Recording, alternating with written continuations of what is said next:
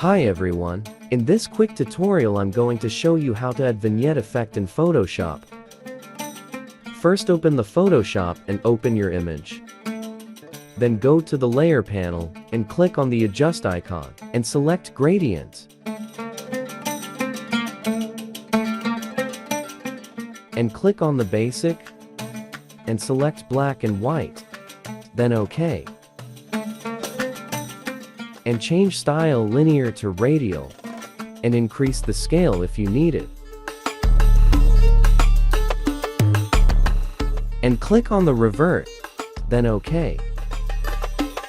Change blending mode, normal to multiple. Also, if you want to custom vignette, then double-click up the black and white. And you can custom vignette effect.